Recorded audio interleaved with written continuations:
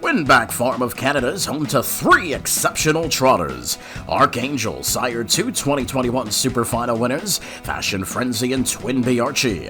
My MVP, sired 2021 Ohio Sire Stakes Final winner Herculesa. Look for My MVP's first Ontario crop and 2-year-old stakes action in 2022.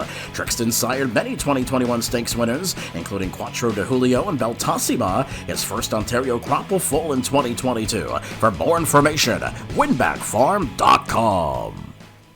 As the industry's leading sales agency, Preferred Equine recently introduced its exciting new online sales portal, Preferred Equine Online. Developed by our experienced sales team, the powerful new platform with cutting-edge technology makes buying and selling easy from the comfort of your home or office over any device. Our experienced sales team offers full customer service for buyers and sellers as it relates to the collection, distribution, and transfer of the horses offered.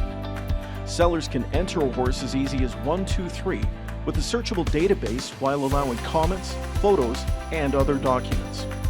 Buyers can view live pedigrees, past performances, and race videos. To create your account or learn more, visit www.preferredequine.com or call 914-773-7777.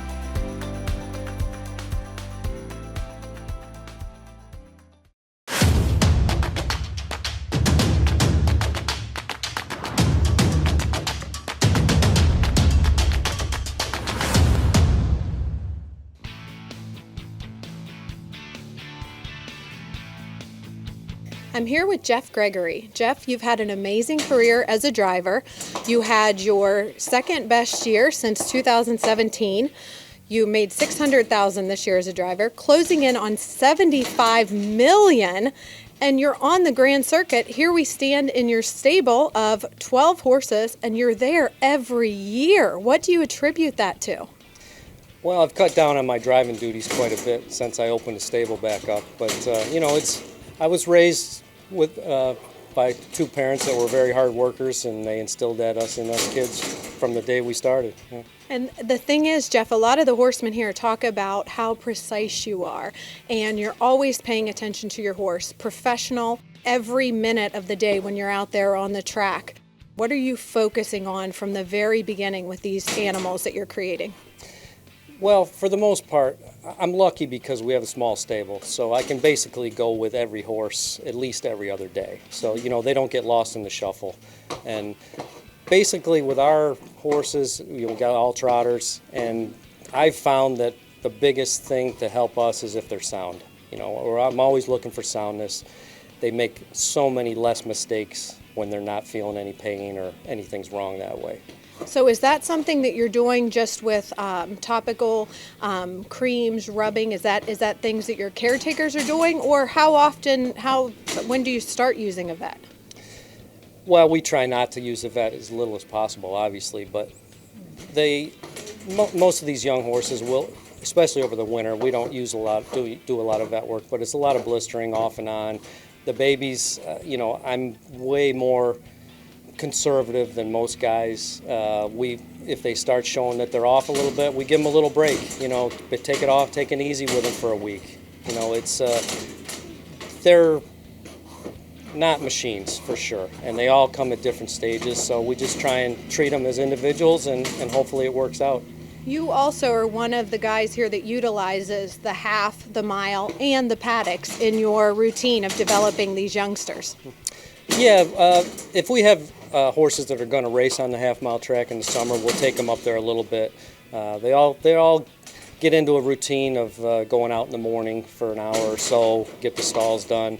They're creatures of habit. We survived for years stabled at the racetrack. They get used to their environment, and we get them into a routine and try and stick with it, and hopefully it creates less problems down the road as far as tying up or changing their routine drastically. So they seem to stay a little happier and a little better that way. Also, you are calm. I watched you calm in action. You had a horse just get a little bit sideways from the tractor, go inside the pylons. You handled it, never corrected, and came back out. I mean, it was flawless. It probably comes from driving, 20 horses a day for 15 years, doing double headers. You have to adapt to situations, and they can sense when you're panicked. They get a vibe off of you, and I've had guys tell me for years that it's the hardest thing in the world for a catch driver to become a trainer again, because when we're driving them in the race, we're seeing them at their best. The trainers have them at their best for that moment, and you don't see all the bad stuff that happens during the week or even warming them up before the race.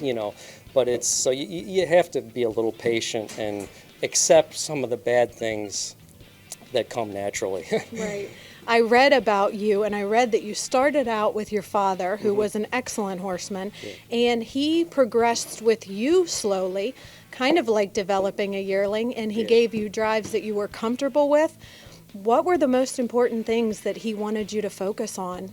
I was lucky because training with my dad, I was sitting in his lap on the jog cart, so I had years and years and years of experience training. And when I first got my license, I was 17. You could get it back then. And we had a stable of probably 15 horses, and he let me drive one horse. And I got used to her. I won my first race, luckily, but after a while, when I was comfortable with her, I was driving two, and then I was driving three. And the first thing he said was, "You're not taking any catch drives until you're comfortable." And he didn't want me driving for every Tom, Dick, and Harry. At least we knew our horses, the equipment was good, the horses were sound, and it was a slow way of going. And as a kid, you're gung-ho to drive however many you want. But in hindsight, it was the best thing in the world for me. Well, you're based at Winners Training Center. Let's talk first about your New Jersey breds. You have two out of Barn Doll. You mentioned to me that you started out driving her, were impressed with her, and now she's one of your brood mares. Yeah, I drove her for a friend of mine, Steve Pratt, at 2 and 3 in New York, and she was one of the best in New York, if not the best filly in New York for 2 years.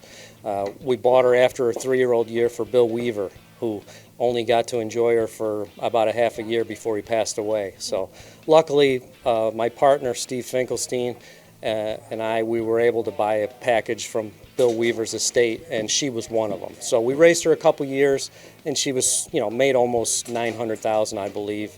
So we obviously wanted to try and breed her. So we've got 2 Muscle Hills so far, and she has a Father Patrick to break next year. But, we're going to try and get something out of her and keep the generation going, Great. Well, you mentioned the 2-year-old was actually hurt last year, so both of them will be making their first appearances, Barn Doll's daughters. What can you tell us a little bit about how they're training down? They're both actually training very nice. We were at a little bit of a disadvantage with the homebreds. They don't get the sale prep that these sale yearlings get. These, they're all, the ones you buy at the sale, they're all muscled up. They've been on the wheel, getting exercise. We bring these homebreds in, and they've been turned out with their buddies. And, right. it seems like they're a month or 6 weeks getting their muscles. And so they're a little slower coming. But, they're both very natural gaited horses, just like their mother. And, who knows? It's big shoes to fill, but I think they're both going to race and hopefully make us some money. Great, great. Well, let's go on. Let's talk about Altitude, who is standing here. 2-year-old trotting colt. You purchased for $50,000 out of the Kentucky sale. Yeah, we bought him from Diamond Creek. He's a second foal out of the mare. Trot's really nice. He and another colt we have. They started, they're perfect on the track, started getting a little aggressive in the barn. They're trying to mount the hay bag and get after the groom a little bit, so we castrated both of them. But, luckily the people I train for, if there's ever a question, they say do whatever you want. So they're not worried about keeping them intact, and we have no aspirations of them turning into a stallion. So we're trying to make a nice horse for everybody, and hopefully his life will be better for it. Yes, exactly. Well, we know that does make good horses. Yeah. Let's move on to the First Crop International Money you purchased for $55,000 from Hanover in Kentucky out of the mare Angel Pie. Yeah, she's a really big, strong filly, perfect gaited. She's done everything right. The only setback we've had with her was about a week ago. She colicked terribly, and we had her in the clinic in Ocala for about 4 days, and we were very, very worried about her. So, the highs and the lows come very quick overnight in the business here, and luckily she's okay. She's back in training, and knock on wood, I hope everything's fine with her. Just a side note on that, what do you attribute the colic to, and how will you deal with her differently moving forward? At first we thought she had just a gas bubble, and treated her once or twice here early in the morning when my people found her, in pain, and the Banamine wasn't helping her. So we rushed her to the clinic, and come to find out, what we think happened is she probably displaced her colon and got it up over her spleen, whether it be rolling or however it happened, it happened. But, we were probably 14, 15 hours of, they treated her 3 times to shrink the spleen so this large intestine would come off the spleen. And she finally corrected itself on its own without doing surgery. So we probably avoided a disaster, but hopefully, she's going to be fine. Yeah. Great. Well, wonderful. So we know that Angelina Hanover is tough already. Yeah. Let's move on and talk about the second day of both Harrisburg and Kentucky were your sweet spots. Right. 100,000 Miss Jenny of Father Patrick trotting filly. Yeah, she's actually, knock on wood right now, our best one traveling on the track. She does it very easy. She's always got 15, 20 seconds in the bank, she feels like, which is a good feeling. They're having fun at it still, But she's out of a mare that Aki's Fonstead raced, and she was like, non-stick was the best 2-year-old and 3-year-old in New York for 2 years. She was super. This is a second foal, and we bought her, spent a little more than we usually do, but we got a few guys in on the same horse, and when you chop it up, it was fine. But we're really happy with her. Great. Well, let's talk about moving on to Harrisburg. You got a Cantab Colt and a Cantab filly. Let's start with the first one, Whiffle Hanover, the Colt, 70,000. Yeah, he's the same way. We've castrated him already, just because he got a little aggressive with the groom. But he trots super. Andy, I raced against his brother last year, Whiskey Hanover, that Andy Miller had, and was beautiful, big trotting colt, perfect gaited, and I bought him basically because I like that horse, and I've had a little luck with the Hanovers. They are what they are. They're raised well, and I like the program over there. Yeah. What about moving on Wisteria Hanover, 85,000 at Harrisburg? Yeah, she's a nice filly also. A little more frail than some of these other ones I bought. Nice size, but a little more feminine looking. And my personal opinion, I think I'll be taking it a little bit easier with her than the others because I think she's going to come later. I don't know that for a fact, but it's just in the back of my head. She's built a little bit different than these other horses. You seem to have great patience when it comes to them. Yeah. How does that deal? Are you the one staking? Are you deciding it? And how do you decide where you're going to put them? I pretty much do all the staking myself, and I go over it with the owners, and if they have any disagreements or questions, we'll change a thing or two. But it's a double-edged sword. You got to be in some of these things to win any money, but you can't overdo it, and just spend money after money after money. You got to cut it off somewhere. But I'm very fortunate, the owners I have, they've been in the business for a lot of years. They trust my opinion. They let me do what I want, and in the long run, it's a good relationship. Yeah. What about, let's talk about gating them and shoeing. How does it start from the beginning and then your prep work through to when you're heading north? So basically down here, we start them off all about the same. Actually, I was surprised. This is my 4th year at Spring Garden Ranch, and the first year I was expecting it to be more like Lexington. I had them all shod very plain, flat shoes behind, and I think they slipped a little bit. Had a few horses that come up with curbs. George Ducharme had told me that he had a problem with that, and since then I've gone quicker to like a full sweat shoe, especially on them behind, because I don't think they were grabbing the track like I expected. It was a learning curve for me the first year. But luckily, last year, the horses we came out of here with, I really didn't make too many changes with them when they got racing. They were all a clean gated bunch. You know, the breed has evolved so much that they don't, I don't want to say they don't interfere as much as ever, but they're more of a refined breed. And if anything, if I go to a loose, deep track, I might add a couple dots of boreum on their toe, minor changes just to hold them a little bit. But basically, if they're going good, we don't look to rock the boat. Yeah. Let's talk about lifestyle, Jeff. You're down here, like you said, your 4th year. Right. You had an amazing driving career. You could have stayed north and made tons of money. Yeah. Instead, you're down here golfing, and it seems like enjoying every moment. You know, a few years ago, you know, I got hurt pretty bad a few times. And after my last accident, I think it was when I shattered my elbow, you know, when I came back, I was driving a lot, but not as much as I was in the past, and I started to enjoy it a little bit. You know, our last winter in New Jersey, you know, we'd get done at the barn, we'd go home at 1 o'clock and turn the fireplace on, and we'd never leave the house. You know, we were both, my wife and I, Helen, were half miserable, you know, and we decided to make a lifestyle change. You know, like you say, I can make a little more money up north in the winter racing a few horses, but you know, I play golf 4 or 5 days a week. She's got a riding horse down here. She's going on walks. We're going out to eat with people and sitting in the backyard by the pool. And we're in our mid-50s now, and it's just a lifestyle change. You know, we're here for ourselves more than the horses. Yes. I mean, I'm sure they like it, but I'm here for us. Let's talk about Helen. You have a horse named a Perfect Helen. Yeah. Is that a reason for that? Is that why? You know what? We actually bought her that way. Did she you? was named that way at the sale, and I believe she was named after Carter Dewar's wife. Oh, so, okay. But we obviously didn't change it. You know, Right. I'd be in the doghouse if we You changed that really name. did. But no. What are her stakes engagements for this year? I watched her Yeah. train. She looked like a big, powerful filly. She is. You know, she didn't win a race last year, but she had 5 seconds in a row. She came up really sick in the Pennsylvania final, and it was a disaster, really. It was her only bad race. But she made $100,000, and we've staked her pretty heavily. You know, she's a big, strong filly. I think she's going to come back good.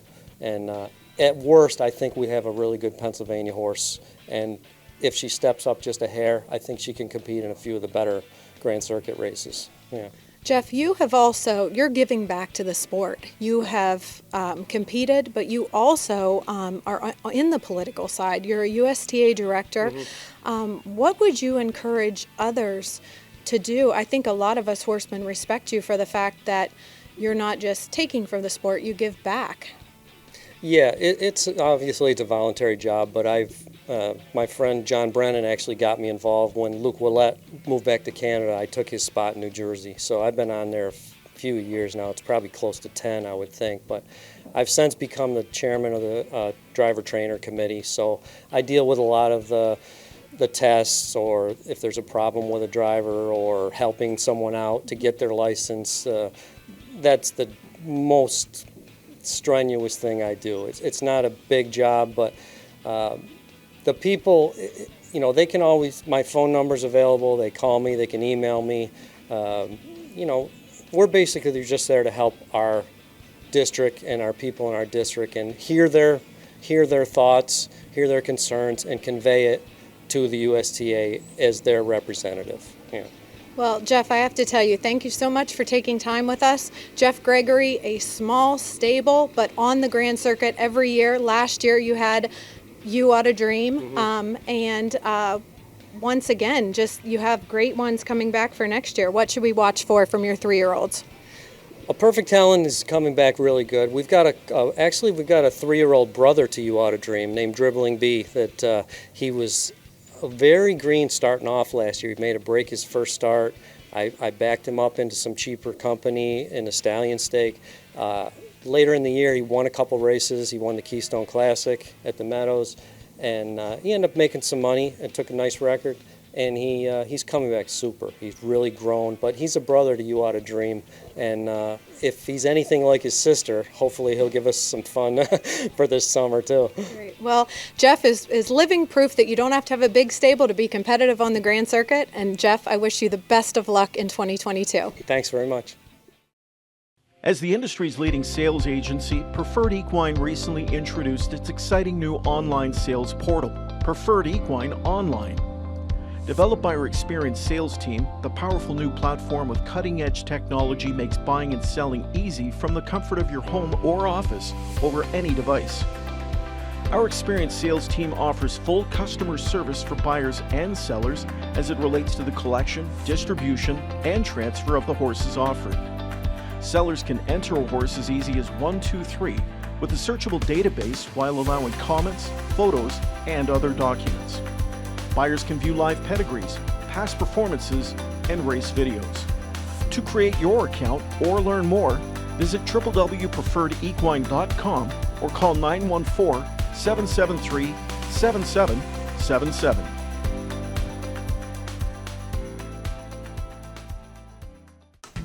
Winback Farm of Canada is home to 3 exceptional trotters. Archangel, Sire 2 2021 Super Final winners, Fashion Frenzy and Twinbee Archie. My MVP, Sire 2021 Ohio Sire Stakes Final winner Herculesa. Look for My MVP's first Ontario Crop and 2-year-old stakes action in 2022. Trixton sired many 2021 stakes winners, including Quattro de Julio and Beltassima. His first Ontario Crop will foal in 2022. For more information, winbackfarm.com.